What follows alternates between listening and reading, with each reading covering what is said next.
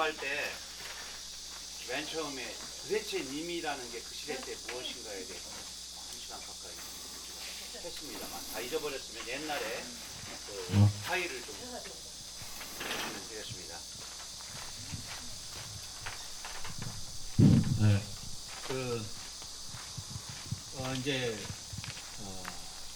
또 한자로 접근할 수밖에 없는 지점이 하나 있습니다. 세상 누구도 알려주지 않는 비밀을 오늘 여러분들한테 공개하겠습니다. 그 만해시를 공부할 때 이제 가장 중요한 지점이 침묵이 도대체 무엇이냐 이거에 대해서 공부를 해서 기억나죠? 안 기억납니까? 침은 물속에 잠기는 소. 삼수변 옆에 소자가 있는 게 잠길 침자입니다. 왜 잠기겠어요? 희생양이죠. 희생양이 아니라 희생우죠. 희생우. 제사를 지내는 거.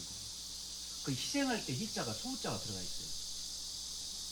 묵은 거물 묵자인데 흑요석을 빻아서 칼로 이렇게 찌른 그 상처 위에다가 발라서 얼굴에 검은 문신을 하는 게 흑자입니다. 흑. 거기 흑자가 들어있어요. 묵자 안에. 그래서 침묵에는 그런 어떤 어마무시한 그 고통과 주권을 빼앗긴 자의 상처 이런 것들이 함께 들어있죠. 소가 희생될 거야 라고 선택하지 않듯이, 그리고 노예가 내 얼굴을 새카맣게 할 거야 라고 한 뜻이, 게다가 당시는 이제 주권을 빼앗긴 그 강요된 침묵의 시대였고, 또 한편으로는 내가 찾는 본질적 어떤 님이 침묵을 하는 상태죠. 침묵하지 않았다면 이렇게 무자비한 폭력으로 대자대비한 세계를 이루어야 할 불교의 세계에서 이렇게 막 총칼, 겁박 이런 것들이 횡행하지 않겠죠. 그러니까 그 님의 침묵 안에는 소로 대변되는 불교의 진리의 세계, 부도자로서의 소를 찾아서라고 있잖아요. 시무도, 소도 이미 침 속에 들어있고, 또 물에 잠겨서 빠지는 그런 어떤 절체절명한 부분이 있어요. 자, 그렇게 이미 공부했던 것을 다시 한번 학습하는 것이고, 오늘은 여러분들이 이렇게 늦은 시간까지 어제부터 있기 때문에 고급진 수업을 하나 제공을 하겠습니다. 오늘은 해탈입니다. 해탈이 도대체 뭐냐? 불교적인 해석만 자꾸 하려니까 너무 어려운 거예요. 그래서 제가 한문 선생으로서 해탈이 뭔지를 알려드리도록 하겠습니다. 해는 뿔각자 옆에 칼도 소자가 들어있습니다. 참 신기하죠? 아까 잠길 침자도 소자가 들어있고, 풀해자에도 소자가 들어있고, 이 소는 소를 잡으려면 제일 먼저 소가 공격하잖아요. 그래서 뿔부터 제거를 합니다. 뿔을 잘라버립니다. 소는 뿔이 빠지는 순간 눈이 띵그레가 뒤집히면서 온순해지고 포기를 해버려요. 공격을. 말은 뿔이 없기 때문에 뒷발이 발달하고, 소는 뒷발질을 못해요. 발로 뒷발질을 하면 옆으로 튀어나옵니다. 엉덩이살이 많아가지고. 그래가지고 이제 뿔로 공격을 하는데, 이 뿔을 제거를 해요. 그렇게 해. 소의 입장에서는 이건 무장해제 당하는 거예요. 우리가 해탈 그러면은 해는 별거 아닙니다. 해는 지금 가지고 있는 육체, 내가 가지고 있는 욕망의 육체, 공격의 육체가 풀어지는 거니까 그건 상관없고, 탈인 탈. 탈자를 보면 육달월 옆에 기쁠 태자가 있어요. 이렇게 쓴 게 기쁠 태자입니다. 이렇게 쓴 게. 그러니까 탈이면 탈인데, 고깃덩어리 육달월은, 이게 육달월은 칼집을 많이 낸 고기라고 그랬잖아요. 먹을 수 있도록 요리하려고 하는 이 고기는 빼고, 옆에 있는 기뻐할 태자 보면은 8팔자 밑에 맛 형자가 있어요. 엉아 형자. 8팔자는 뭐냐면은 너무 크게 웃어서 팔자주름이 깊게 잡히는 거예요. 이렇게 요거. 그래서 기쁠 때. 그런데 왜 형이냐? 형을 기쁘게 하는 게 아니고 나라고는 인간이 어느 순간에 형의식을 갖게 됐어요. 부쩍 자란 것 같아. 그래서 파한배소를 하는 거죠. 그러면 뭐냐면 형이기 전에 내가 형이 되어버렸다는 얘기는 형이기 전에 나로부터 형으로 벗어난 거죠. 그래서 벗어날 탈자예요, 그게. 그러니까 알에서 애벌레가 됐어요. 그러면 알이라고 하는 한 존재가 애벌레라고 하는 존재로 벗어나 버렸어요. 탈바꿈을 한 거죠. 탈바꿈. 우리가 탈이 하회탈 뭐 이럴 때는 탈이 그 꼴이잖아요. 꼴 바꾸는 거잖아. 지금은 벗어날 탈자인데 한자하고 이 순우리말의 탈하고의 그 연관적인 어떤 지점이 있어요. 그래서 해탈 그러면 탈에는 기쁨이 있는 거죠. 아, 성불하십시오. 해탈하십시오. 해탈지견이라고 합니다. 갈지자에 불견자. 새로운 어떤 견성을 갖게 되는 거죠. 부처님의 본성을 갖게 되는 해탈지견이라고 해요. 해탈지견이 되면 내가 똥바가지 위에 누워 있어도 거기는 천국이에요. 알에서 깨어난 똥파리가 똥바가지에 딱 앉아 있을 때 거기가 극락이에요. 걔는 해탈을 했기 때문에. 해탈을 했기 때문에. 알에서 애벌레로 가면 애벌레는 해탈을 했기 때문에 걔가 꼼지락거리는 나뭇잎 위가 극락입니다. 근데 얘가 다시 나방이 되어서 밤길을 걸어가자. 나방은 밤에 날아다니고 춤추잖아요. 밤에 검은 옷 입고 춤추는 나방이 해탈이에요. 해탈을 또 그러면 나방은 자기 몸을 다 버려놓고 똥구멍으로 알을 남겨놓고 자기 몸을 버리고 알로 돌아가. 알을 남겨. 실체는 다르지만 그럼 다시 또 해탈을 한 거예요. 그럼 그 알은 어디 나뭇잎 뒤편에 붙어 있거나 어디 나무에 붙어 있겠죠. 그 순간 걔는 새로운 해탈에 빛나고. 그럼 우리는 지금 뭐 하고 있어요? 인간이라는 육신을 탈을 쓰고 생로병사의 108번뇌의 고뇌 속에 있잖아요. 그러니까 고뇌의 과정이에요. 해탈을 못한 거예요. 그럼 뒤지면 되느냐? 죽으면 안 돼요. 완성이 안 되잖아요. 그건 포기하는 거죠. 해탈을. 정신적인 과정을. 그런 것들을 저 멀리에서 딱 내려다 보니까 해는 아니고 탈이야. 그래서 그런 거죠. 한 단계 건넜다. 한 소식 얻었다. 뭐 이런 경우도 우리가 예술에서 쓰는데 그것도 일종의 탈이네. 탈. 기존에 가지고 있던 이게 가장 좋은 문학이야, 좋은 것이야라는 것을 탁 벗어나는 거죠. 탁 벗어나서 다른 관점, 다른 세계로 내가 형이 되어버리는 거예요. 형이 되어버리니까 스스로 아주 기뻐. 탈의 세계다. 대충 어떻게 감이 오십니까? 이게 바로 해탈의 무한대의 연속성이 그게 바로 인연이에요. 인연 연기예요. 알이라고 하는 한 실체가 애벌레로 갔을 때 알이라는 인연을 따라가지고 그러니까 알이라는 굴뚝에서 애벌레라는 연기가 나오는 거죠. 인연 연기. 아니 땐 굴뚝에 연기 나갈 때 결과물이 애벌레니까 그 원인에는 알이 없으면 안 나오잖아요. 네. 그러면은 바깥으로 보이는 알을 보면 바깥에서만 보이지만 그 안에 보면 무수히 애벌레가 될 만큼 총력을 다하는 진심을 다하는 생명 활동이 있단 말이에요. 애벌레는 꼼지락 오물 막 최선을 다해서 색깔 변하면서 쐐기털 세우고 막 악취 풍기면서 그냥 최선을 다해서 다음 나방의 세계, 나비의 세계로 갑니다. 정말 지극정성하죠. 그렇게 세상을 인간도 그렇게 살으면 되는데 그렇게 살려고 했는데 아이 누가 와서 분악발로 밟아가지고 애벌레 창세기를 터치네. 그게 바로 일제 강점기. 그러니까 거기에 이 만의 임 속에 그런 해탈로 가는 것을 방해하는 그러한 임을 해치는 그러한 것에 있어서 조국도 들어가고 뭐 부처의 세계도 들어가고 사랑하는 임도 들어가는 이런 어떤 다중적 의미로서 씁니다. 이제 만해의 님이 침묵 뒷부분인데요. 이제 몇 편 안 남아서 한 번에 한 7, 8편씩만 하면 되고요. 뒤편의 시들은 이제 시가 좀 쉽거나 아니면 조금 지쳤어요. 나 이제 지쳤어요. 땡벌 님이 침묵 지쳤어. 시가 지친 게 보여. 동어반복 쉽게 갈 수 있습니다. 먼저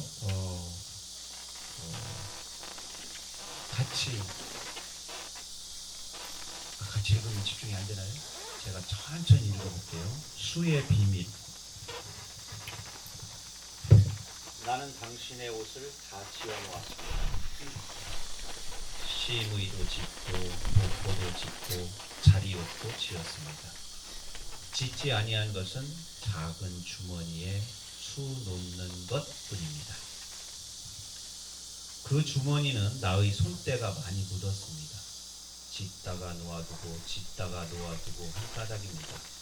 다른 사람들은 나의 바느질 솜씨가 없는 줄로 알지만은 그러한 비밀은 나밖에는 아는 사람이 없습니다.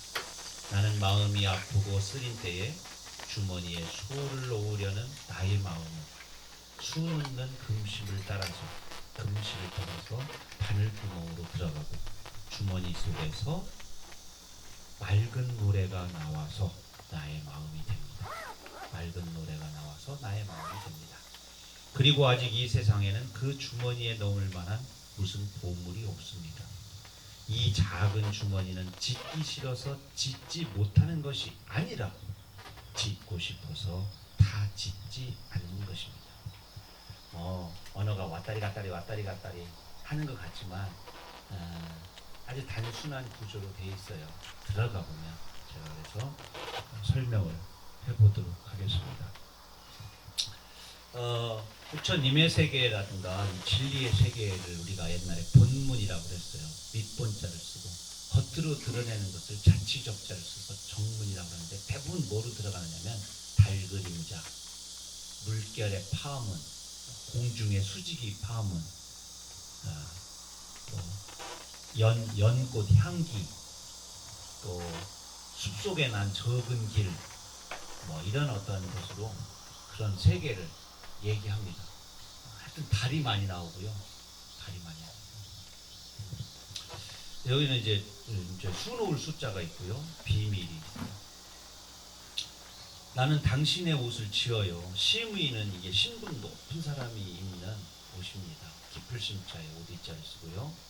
도포도 그렇죠. 선비가 입는 아주 화려한 도포가 있고, 또 자리옷, 이게 또 잠잘 때 우리 서민들은 그냥 홀라당 벗고 자죠. 그 이게 침실에 입는 비단옷, 이것까지 다 했어요. 그런데 짓지 아니한 것은 작은 주머니 위에다가 수를 놓는 거예요. 아름답게. 그 작은 주머니에 뭘 건네고 싶은 거죠. 그래서 조금씩 짓다 보니까 내 손때가 거기에 많이 묻었어. 스님의 염주 아래 스님의 손때가 묻듯이, 목탁채에 손때가 묻듯이 짓다가 놓아두고 짓다가 자꾸 놓아두는 거야. 오랫동안 짓는 거야. 바느질 솜씨가 없어서 그런 게 아니야. 내가 마음이 아프고 번뇌 쓰일 때, 고통스러울 때 그 주머니에 수를 놓아. 그러면 그 수를 놓는 그 실을 따라서 바늘구멍으로 이렇게 따라서 주머니 그 속에서 내가 구멍을 이렇게 할 때마다 주머니 속에서 맑은 노래, 부처의 세계에서 나 쪽으로 넘어오는 이런 거를 이제 시에서 동일화라고 그러죠. 내가 가고자 하는 세계에서 이제 날 쪽으로 이제 나와서 나의 마음이 돼. 그러니까 수 놓는 내 마음이 자꾸 부처의 세계와 가까워지고 동일화가 이루어져. 그러니까 그 마음이 너무 지금 기뻐. 그러니까 빨리 후다닥 수를 다 놓아서 완성을 하지 않겠다. 그래서 짓기 싫어서도 아니고 못하는 것도 아니고 짓고 싶어서, 계속 짓고 싶어서 다 짓질 않는 거예요. 너무 계속 사랑을 나누려고 오늘 다 사랑을 써버리는 게 아닌 거지. 오케이? 그래서 내가 수를 오랫동안 놓는 비밀이 있다.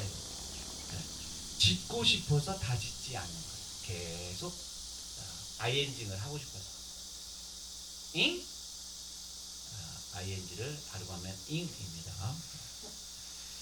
계속 소통하고 싶고 그 노래를 듣고 싶고 그 작은 주머니에 내가 보물을 넣고 싶고 한 마음을 지속하고 싶은 거죠.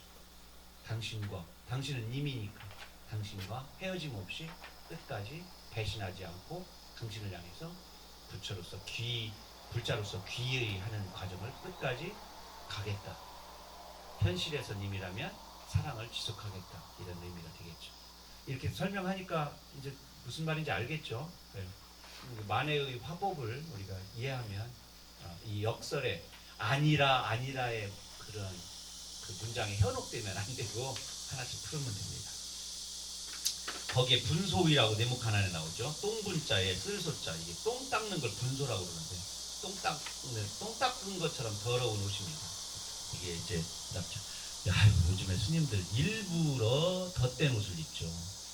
그냥 승복이 한 60만 원이면 이미 거기다 덧대가지고 1,000 더 들어간 거 200만 원이 넘고, 떨어져서 떼워야 되는데 떼운 무늬로 폼을 잡아요. 말이 안 된다고 생각해. 말이.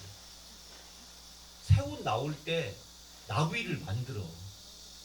이 나부이라는 게 이게 진짜 더러울 납자, 이게 완전히 쓰레기장에서 주운, 남들이 다 입어서 더 이상 입을 수 없는 옷을 주워다가 이렇게 자기가 빨고 깨끗해서 기워서 얼룩덜룩 이 옷 저 옷 무더기 옷을 입고 다녀서 정말 자기가 수행자라는 것을, 닭발 고행승이라는 것을 알아야 되는데, 요즘 다는 안 그렇지만 랜드로버 아니면 타지를 않고요.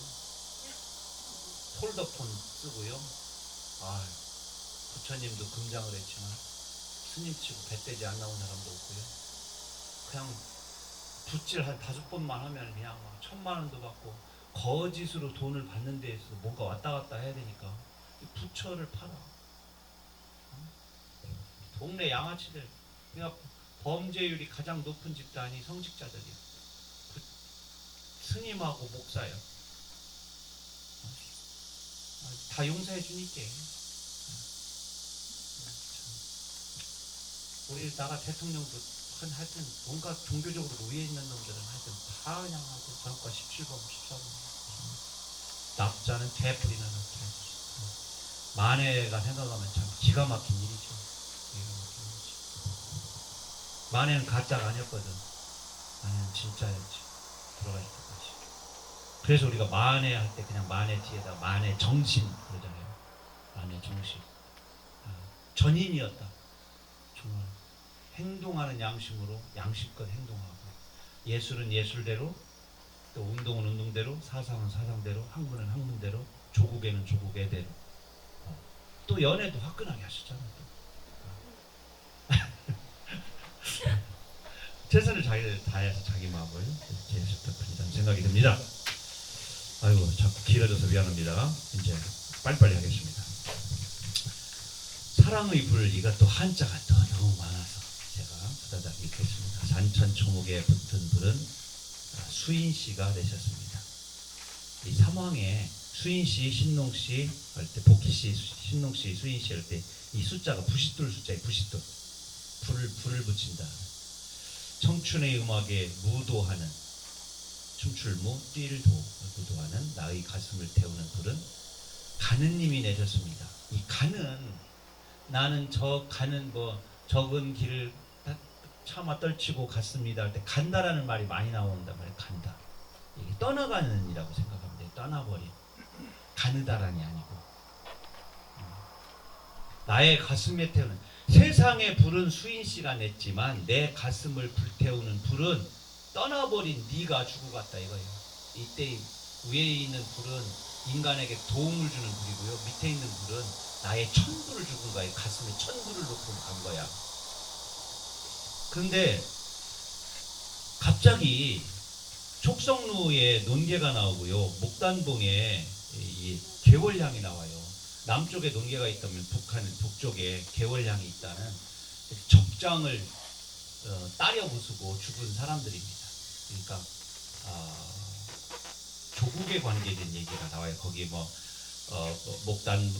모란봉이죠. 목단을 할 때 우리가 목단이라고 했지만, 모란봉의 기스를 받고 개월향의 무정을 저주하면서 능라도를 감돌아 흐르는 시련자인 태동강아. 시적이지 않은 역사적인 어떤 부분들을 오면서 내가 이 시에 떠나버린 어쩌고 한 것들이 님이 이 조국을 의 님이라는 것을 대놓고 얘기합니다. 이 만해의 시에서 이렇게 님을 대놓고 얘기하는 경우들이 시적 성취도가 사실은 떨어집니다. 근데 꼭 두 사람이 와요. 두 사람이. 사람은 여러 나오죠. 외국인 중에서는 저기 누구죠? 인도의 타고르 또 이 여성 중에서는 논개와 여기에 개월량이 나오고 그럽니다. 그대들이 권위로도 애태우는 불은 끄죠. 이게 그대들이 권위가 있는 사람들이에요. 근데 애태우는 사람이야. 조국 광복을 위해서 노력하는 어떤 좀 높은 신분의 사람들이라는 걸 알 수 있어요. 이 버릇처럼 하여튼 그러고 어떻게 해야 된다. 이 지구에 이 우리나라에 불을 꺼야 된다. 이런 일은 만일 그대네가 쓰리고 아픈 어쩌고 땅은 폭발도 나오고 딱 하는데도 노래를 부를 때마다 목이 메이는 거 그것도 이해를 합니다. 그대네들과 내 뜻이 이렇게 같은 동지들이에요. 여기서. 그런데 당신들도 마지막에 보면 불꽃이 거꾸로 타드는 것을 나도 알아. 그들 마음도 그렇다는 걸 나도 알아. 오 님의 정렬과 마지막 도행입니다. 나의 감격의 눈물이 마주 닿아서 합류되는 때 이때가 합류되는 때가 뭐냐면 조국 민족 해방이라고 생각해요. 통일이 아니라 조국 광복이 되는 그때에 그 눈물의 첫 방울로 그 감격이 흐르는 눈물의 첫 방울로 일단 내 가슴에 불부터 꺼야겠어. 내가 너무 가슴에 천불이 나서 그리고 그 다음에 당신들도 애썼으니까 당신들의 가슴에 뿌려서 당신들의 불도 꺼주겠다. 결국 뭐냐면 너의 고통도 알고 나도 그렇다. 그러려면 너나 나나 속에 불을 끌려면 논개처럼 개월량처럼 적들을 수장을 시키고 죽여야 된다. 이런 얘기를 돌려서 얘기하는 겁니다. 세상의 불은 수인 씨가 됐지만 우리들 가슴의 불은 떠나버린 이미 남겨놨다. 이때 떠나버리면 이제 우리의 주권을 상실할 어떤 그런 쪽으로 보면 됩니다. 밑에 설명 보면 삼황에 대한 얘기가 나오고요. 개월량에 관한 설명인데 이거는 안 읽어도 되고요. 읽으려면 이 정도 읽고 아니면은 정말 개월량이 어떤 사람인가를 알아야겠다 그러면은 인터넷을 통해 가지고 여러분들이 보면 되겠습니다. 다음 작품입니다. 여기는 한자가 크게 문장이 있고 찬미 정도가 있는데요. 낭송을 김창석 목소리로 들어보도록 하겠습니다. 김창석이 1년을 읽고요. 2년은 소중혜 선생님이 읽으시고 3년은 우리 박경아, 4년은 우리 대표님 이렇게 돌아가면서 마이크를 주거니 받거니 하면서 읽도록 하겠습니다. 시작. 사랑을 사랑하여요. 당신의 얼굴은 봄하늘의 고요한 별이여요. 그러나 찢어진 구름 사이로 돋아오는 반달 같은 얼굴이 없는 것이 아닙니다. 만일 어여쁜 얼굴만을 사랑한다면 왜 나의 베갯모에 달을 수놓지 않고 별을 수놓아요. 당신의 마음을 티없는 숲옥이요. 맞아요. 숲옥이요. 그러나 곱기도 밝기도 굳기도 보석 같은 마음이 없는 것이 아닙니다. 만일 아름다운 마음만을 사랑한다면 왜 나의 반지를 보석으로 아니하고 옥으로 만들어요. 당신의 시는 봄비에 새로 눈뜨는 금결 같은 버들이어요. 그러나 기름 같은 검은 바다 위에 피어오르는 백합꽃 같은 시가 없는 것이 아닙니다. 만일 좋은 문장만을 사랑한다면 왜 내가 꽃을 노래하지 않고 버들을 찬미하여요. 뒤에서는 건조하게 읽어야지. 온 세상 사람이 나를 사랑하지 아니할 때 당신만이 나를 사랑하였습니다. 나는 당신을 사랑하여요. 나는 당신의 사랑을 사랑하여요. 참 님의 침묵이라는 제목이 아까 설명했듯이 그런 많은 의미를 담고 있어서 당연하겠지만 저는 다른 제목으로 산다면 사랑을 사랑하여요나 뒤에 보면 요술이라는 시에 보면요. 그러면 지금의 이별이 사랑의 최후는 아닙니다. 근데 사랑의 최후 이런 이 제목도 괜찮을 것 같다는 생각이 드는데 워낙에 시가 님의 침묵이 워낙 좋으니까 아마 그렇게 올라가지 않았는가 생각을 했어요. 여기 보면은 이제 아까 얘기한 본문과 정문에 관한 얘기를 했잖아요. 높은 어떤 지점의 어떤 언어로 이렇게 불교의 어떤 해탈지견의 세계, 극락의 세계에 가장 가까운 진여의 세계라고 그러는데 참 진짜 같을 여자 진여의 세계를 대변할 수 있는 시어가 별, 그죠? 별. 그 다음에 옥,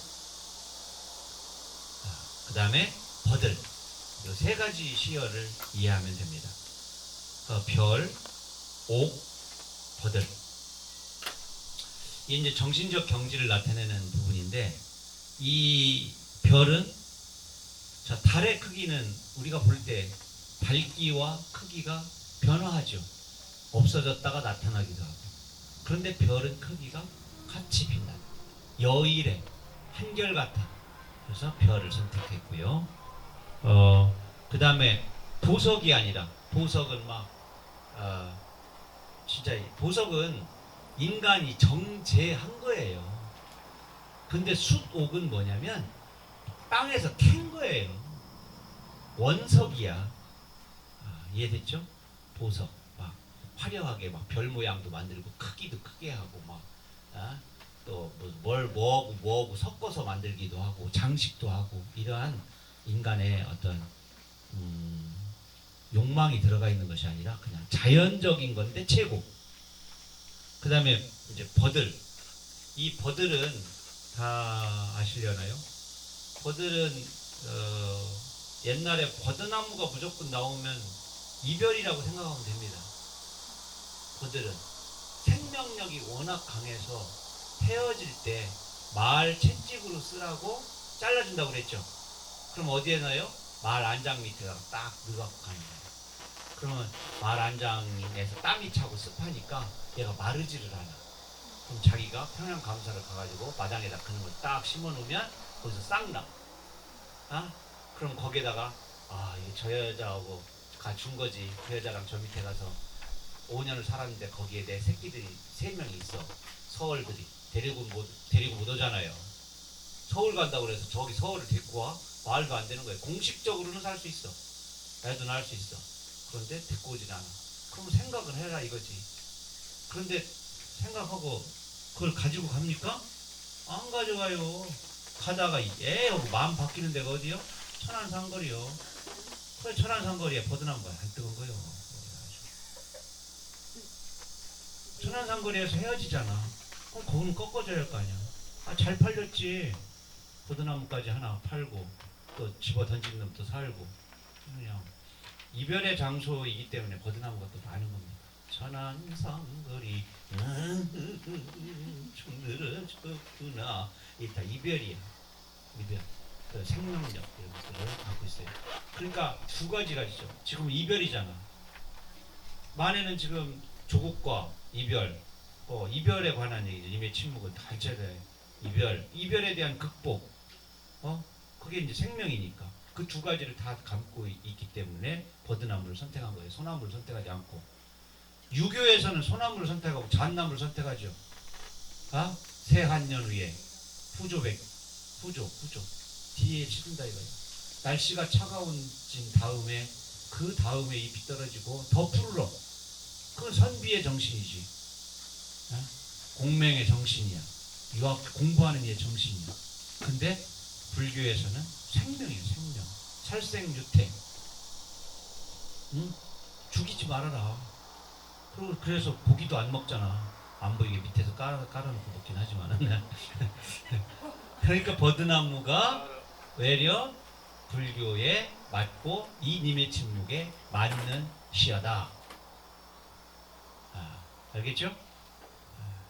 그렇단 말이에요. 이게 이 버드나무가 어른들이 다 이유가 있다 이 말이야. 이걸 모르니까 님의 침묵을 사람들이 모르고 애들도 모르고 가르치는 사람들 모르고 그런단 말이야.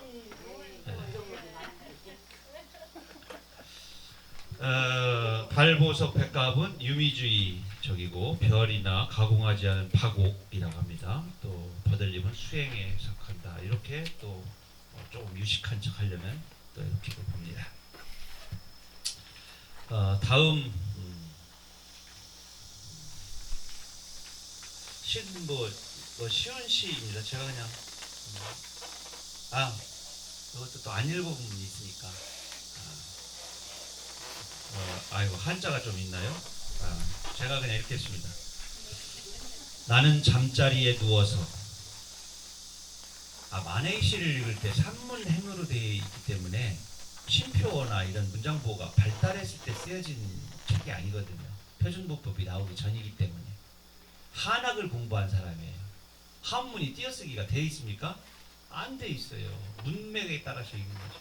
그래서 말이 만연체예요. 그러니까 우리가 읽을 때는 어떻게 하냐면 지금의 호흡법에 맞게끔 잘라서 읽어야 돼요.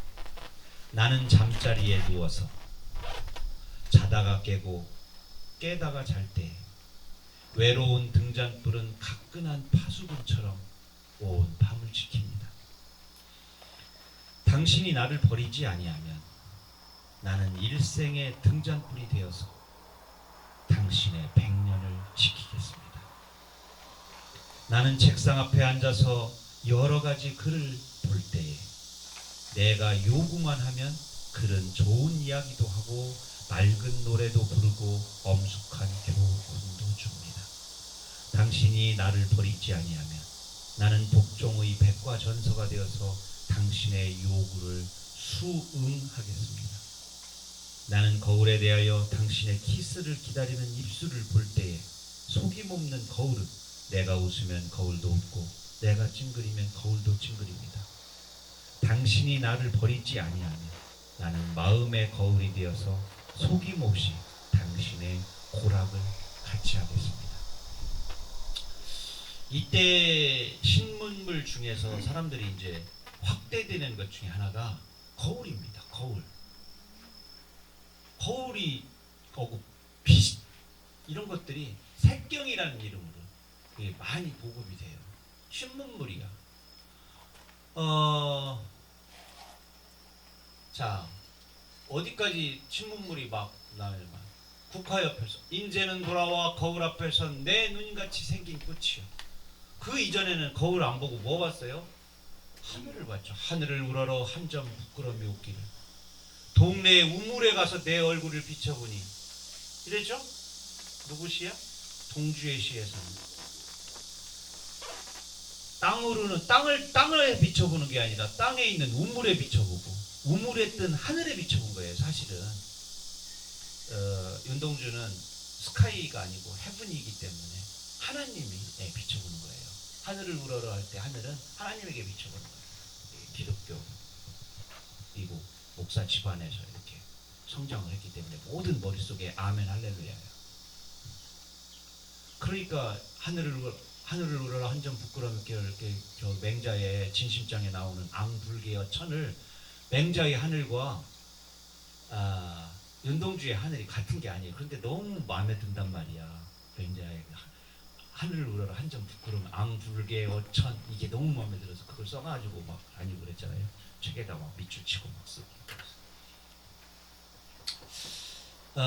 그거하고 거울이 이제 이 만해에도 나오고 또 이상의 시에도 거울 속에 왼손잡이 나오죠. 거울이 그때 당시에 시에 많이 출연한다는 것은 그만큼 거울이 아주 신선한 시였던 거예요. 만해가 막 몇 번이나 쓰는 이 키스도 서로 못 써서 안 달아. 모던 보이가 되는 거예요. 이런 시를 써야. 만해는 시에 있어서 바로 전에 나온 최남선의 108번뇌라고 하는 시조집 또 저 서양에 있는 타고르의 타고르는 나중에 그 노벨 문학상을 받잖아요. 그 타고르나 최남선에 대한 어떤 경쟁의식, 존경심, 질투 이런 것들이 있었어요. 그래서 조금 외국에서 온 아주 현대적인 언어나 문물들 이런 거 또 님을 노래하는 방식이 너무 닮아 있어요. 산문적인 양식까지 탁월하고 그리고 번역 많이 될 때였어요. 탁월의 시가 국내에 봤어요. 그래서 이 안에 님의 침묵 안에 탁월에게 직접 바치는 시들이 있죠.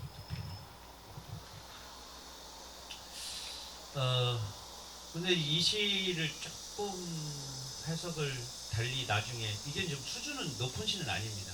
그렇지만 한번 고민해 볼 지점이 뭐냐면 만해가 자기의 글 속에 내가 글 쓰는 사람이라는 자기의 그 어떤 작가의식 또 독서하는 사람 지식인 이런 것들을 드러낸 시들이 몇 편 없어요. 근데 이 시는 대놓고 쓴 메타시라고 보면 됩니다.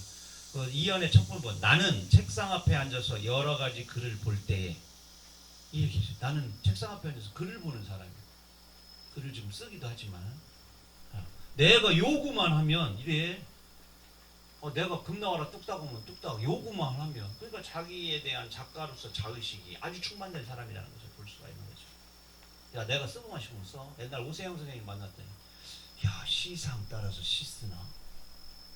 청탁 오는 대로 딱 오늘 3편 써야지. 3편 써. 이 말 내가 20대 때 듣고 저런 시인은 되지 말자. 하늘의 말씀을 받아 적는 큰 시인이 되자. 그래서 내가 오세영의 흙이 그릇에 관계된 시들을 좋아해서 서울대 또 국문과 교수도. 근데 그 말에 실망이 엄청 커서 나태수 선생님이 시인은 눈이 좋아야 돼. 야, 저 말은 마음속에다 꼭 담아둬야지. 그래, 좋은 나무도 쌍눈이 좋고 시인은 눈이 좋아서 지구 저 반대편의 목소리도 들을 줄 알아야 돼. 그랬더니 조금 있다 이러시더라고. 요새 눈이 침침해서 책이 안 보여. 글이 안 보여. 아주 글 쓰는 시인은 눈이 좋아야 돼. 이 말이더라고. 실망 엄청 했어요. 거기까지만 들었으면 좋았는데. 그럼 지금까지도 그 말을 내가 경전 삼아서 아주 존경하는 마음을 이렇게 가질 텐데. 하여튼 훌륭한 시인이십니다. 두 분 다. 다만 내가 받아들일 때 그랬다는 얘기입니다. 밑에 시로 그냥 내려가도록 하겠습니다. 여기 수응할 때 이 숫자가 이게 이게 갚을 숫자에 선생 갚는 건데 뭘 갚는 거냐면 앞에 다규자가 있잖아요. 이게 술 갚는 거야. 술을 누가 따라주면 꼭 먹고 갚잖아요. 그게 잔 따를 숫자야. 이게 잔을 주고받으면서 청탁이 오간다. 그럼 그게 수작이고요. 야 나만 많이 받고 너는 조금 주면 이 개수작. 수작할 때 수가 이 잔따를 숫자 써요. 작은 술잔 작자. 수작 부린다. 그러면 술이 오고 갔다? 그건 술자리에서 만나가지고 술이 오고 갔다? 다 수작 부리는 거예요. 왜? 이준석이 오고 윤석열이 오고 술집에서 만나 호프 먹고 개수작 부리는 겁니다. 이게 본래 술자리에서 남자들 술자리에서요 개수작 다 벌어집니다. 내가 아는 사람 시인인데 이러다 죽겠다는 거예요. 개수작 부리다가 저녁 때마다 술 주고 여관 잡아주고 호텔 잡아주고 여자 넣어주고 이 일로 회사가 300명 직원으로 큰 거예요. 5명에서 출발했는데 그런데 문제는 회사가 커지니까 사람이 더 많아진 거야. 그러니까 술 거기서 먹는 양만큼 먹지만 자기는 어제도 개수작을 했기 때문에 오늘 또 먹고 그러니까 365일 개수작을 하니까 술상물을 데리고 다니잖아요. 노래도 잘하고 방구 끼면은 세레네가 나오는 개수작 부리는 하나를 데리고 다닌다고. 그래서 자기가 바꿨대. 어떻게 바꿨냐 그러니까 낮에 소고기를 사준대. 낮에 아주 좋은 데 가서 최대한. 그리고 화장실 간 사이에 돈을 딱 200만 원을 넣어서 가방에다 딱 넣어주고 선생님 저 가방에 가실 때 한 번만 열어보고 가셔요. 그런데 그럼 다 안 돼. 씩 웃는데 거기다가 뭘 넣겠어. 가방에다가 봉투를 넣겠지. 그리고 이미 지들끼리 소문 들어서 알아. 걔는 가방에 뭘 꼭 넣어준다. 그러면 저녁 때 술 한잔 하지요? 이렇게 하면은 이제 저녁 때 먹어 낮에 보지 이런데. 그런데 이게 또 문제가 생겼네. 낮에마다 붉은 속살에 소고기를 처먹었더니 이제 픽픽 쓰러져. 소고기, 붉은 소고기를 매일 먹으면 이 혈관이나 여러 가지 문제가 생겨서 쓰러집니다. 소고기 매일 먹는 놈 쓰러져. 큰일 납니다. 그래서 내가 엊그제 얘기해줬어. 야, 낙지를 먹어. 소하고 낙지 같이 하는 데가 아니다. 너는 소고기를 구워서 그 사람을 주고, 그 사람도 지금 소고기 먹으러 나온 게 아니야. 너한테 200만 원 받으러 나온 거지. 그러니까 너는 낙지를 먹어라. 낙지는 하얗다. 장복을 해도 앙상하니 없다. 죽은 낙지가 들어가서 네 피를 빨판이 빨아가지고 너를 맑게 한다. 그래서 내가 이거 딱 알려줬더니 이 친구가 고맙습니다 형님. 그러냐? 그러면 너도 예 형님 제 돈을 드릴 수는 없고 형님 새 책 100권 사드리겠습니다. 그럼 100권 샀어. 나 뭐 말 하나 그 낙지 먹어 이 말밖에 안 했어. 낙지 먹어 이거. 형님이 저를 살렸습니다 이러더라고. 낙지 지금 3번째 먹었대. 목소리가 좋아졌어. 근데 오늘 어떻게 점심 때 낙지 좀 넣으면 안 돼? 닭이랑 낙지랑 어울릴까요? 요런 대화를 개수작이라고 합니다. 어제 짐작은 얘기했죠. 짐작. 헤아릴 짐작. 술이 얼마나 따랐는가 하는 게 짐작.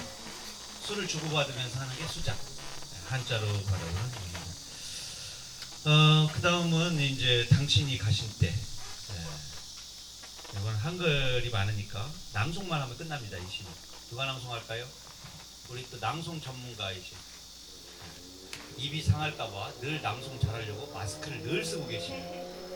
입에 보험을 들고 계십니다. 당신이 가신 때. 당신이 가실 때, 당신이 가실 때 나는 다른 식으로 힘들어하면서 이별을 피지도 못하였습니다. 그때는 가을 바람이 처음으로 나서 단풍이 한가지 부산을 앞에 펴었습니다. 나는 영원한 시간에서 당신 가신 때를 끝내겠습니다. 그러면 시간은 불편하게 납니다. 시간이 한끗은 당신이 가지고 한끗은 내가 가졌다가 당신의 손과 나의 손과 마주 잡을 때 가만히 입력했습니다. 그러면 그때를 잡고 남을 불행한 영혼을 쓰고 기다리는 사람들도 당신이 가진 때는 쓰지 못할 것입니다. 나는 영원의 시간에서 당신 가신 때를 끊어내겠습니다. 때라는 말이 좀 많이 나오죠. 때. 때가 있으면 공간이 있죠. 시간이 있는 곳에는 항상 공간이 있습니다. 시간이 있고 공간이 있으면 사건이 생깁니다. 왜냐하면 당신이 가신 때에 당신과 이별한 공간과 당신과 이별한 사건이 존재해요. 근데 그 당신이 가신 때를 끊어내면 뭐가 사라지느냐? 이별이 사라져요. 이별이 사라지면 뭐냐? 당신과 나 사이에 지금 만해가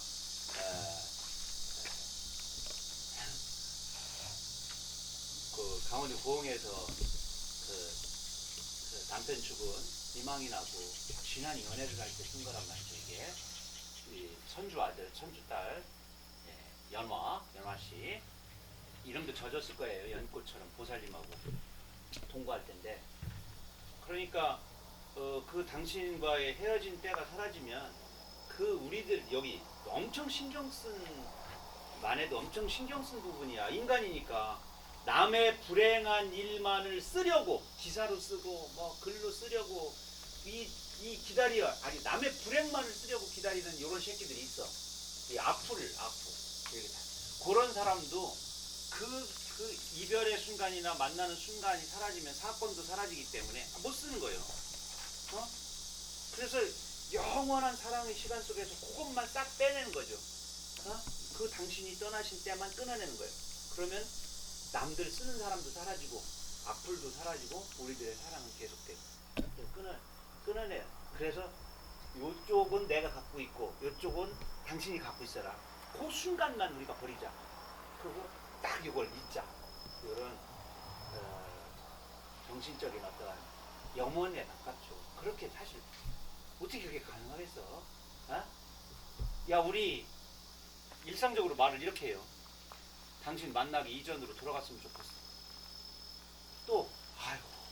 그날 하루만 없었어도 이 새끼 안 태어났는데 그날 술만 한 잔 그 감귤 막걸리만 안 먹었어도 그 고생 그 부분을 끊어내고 싶어. 그 부분을 그래 이거 우리 있어. 감귤 막걸리 먹고 넘어진 사람도 있고. 어? 이거 여기 대본에 다 쓰여 있어. 인간마다 끊어내고 싶은 어떤 순간이 있는데 그 지금의 어떤 인연의 결과물들이나 남들 꿍시렁거리는 어떤 인연에는 어떤 한 순간이 있단 말이야. 그날 3초만 더 늦게 갔어도, 그날 1차만 먹었어도, 어? 그날 슬쩍 기절한 척이라도 했으면 뭐 이게 있잖아. 창석 씨 표정이 왜 그래요? 남들은 다 한 개만 생각하는데 본인은 여러 개 생각하는 기분이야 지금. 뭐가 막 생각이 나가지고.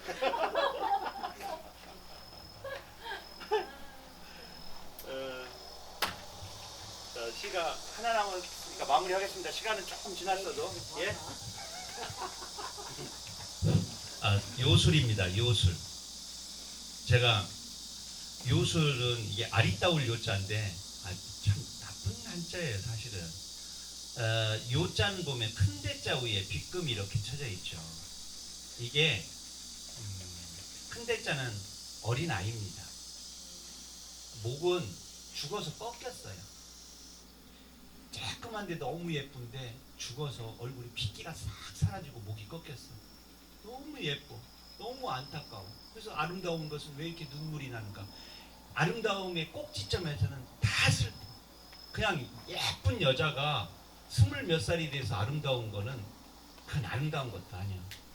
7살짜리 6살짜리가 그냥 탁 꺾여서 딱 죽었을 때 그 핏기 사라진 얼굴은 죽지만 않았다면 최고이고, 너무너무 슬픈 아름다움의 꼭지점에는 그냥 이게 똑 부러져 있는 그 한박꽃 아직 안 핀 그 꽃 숭어리 같은 거 있죠. 막 그냥 하나의 눈물 덩어리 같아. 그게 다 핀 꽃의 아름다운 거다. 그래서 요절, 요 옆에 계집여자 생기면 아리따울 여자가 돼요. 이게 지금 그 계집여 옆에 있는 이 한자가 그 죽을 요자에 죽을 요자. 죽은 데서 죽은 요네 예쁠 요자로 더 많이 쓰여요. 그러다가 한자가 계집여자까지 하나 더 붙여가지고 죽을 요자는 죽을 요자로 그냥 쓰이고 요절로 쓰이고 아리따울 요자가 하나 더 생겼어요. 본래는 하나만 있었어. 왜 하나만 있었어? 그게 너무 예쁜데 비교육적이고 인간이 너무 잔인해. 그러니까 아름답다 하는 요자가 생겨났어요. 우리가 요절할 땐 여자 빼고 쓰잖아요. 그러니까 저도 7살, 8살 추가해요 요절이요. 우리는 다 끝났어. 이제 요절 죽어도 성취 못해. 가을 홍수가 계절이 가을이에요. 홍수가 났어요. 가을 홍수, 늦홍수네요. 작은 시내, 조그만 시내에 쌓인 낙엽을 휩쓸어 가듯이 당신은 나의 환락의 마음을 빼앗아갔습니다. 나에게 남은 마음은 고통뿐입니다. 그러나 나는 당신을 원망할 수는 없습니다. 당신이 가기 전에는 나의 고통의 마음을 빼앗아간 까닭입니다. 당신과 함께할 때도 좀 그랬나 봐요. 만일 당신이 환락의 마음과 고통의 마음을 동시에 빼앗아 간다 하면 나에게는 아무 마음도 없겠습니다. 나는 하늘의 별이 되어서 구름의 면사로 낯을 가리고 숨어 있겠습니다.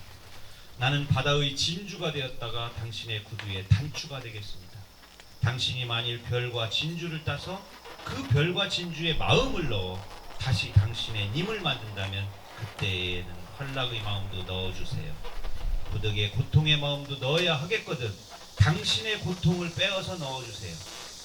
그리고 마음을 빼앗아가는 요술은 나에게서 그 뒤로는 가르쳐주지 마세요. 이거 같이 있어야 되니까. 그러면 지금의 이별은 이별이 아니고 사랑의 치유는 아닙니다. 사랑의 치유는 당신이 나의 마음속에 그런 고통과 환락을 다시 넣어줄 때까지는 사랑은 완성되지 않는다. 지금 사랑은 사랑도 아니다. 이 이별을 넘어서서 당신이 나에게 다시 환락과 고통을 다 주어버려.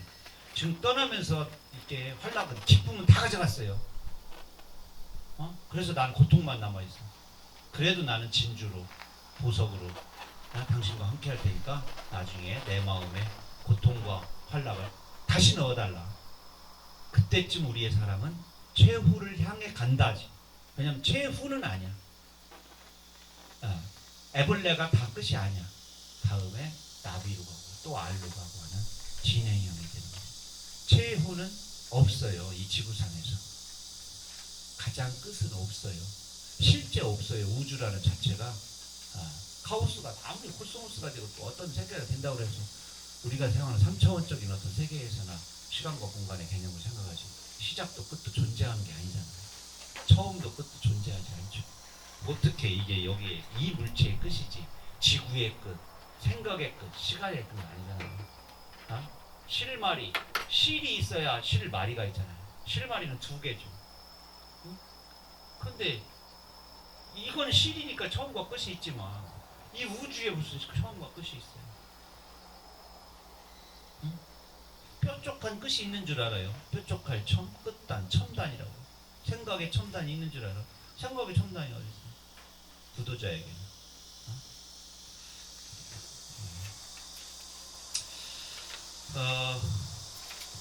나머지는 이 정도로 하고요. 다시 돌아와서 오늘은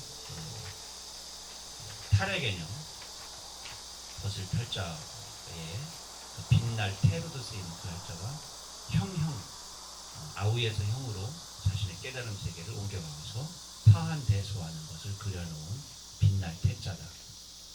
A에서 B로 형이 된다. 애벌레에서 나방이 된다. 그렇게 탈바꿈하는 것을 우리가 해탈이라고 한다.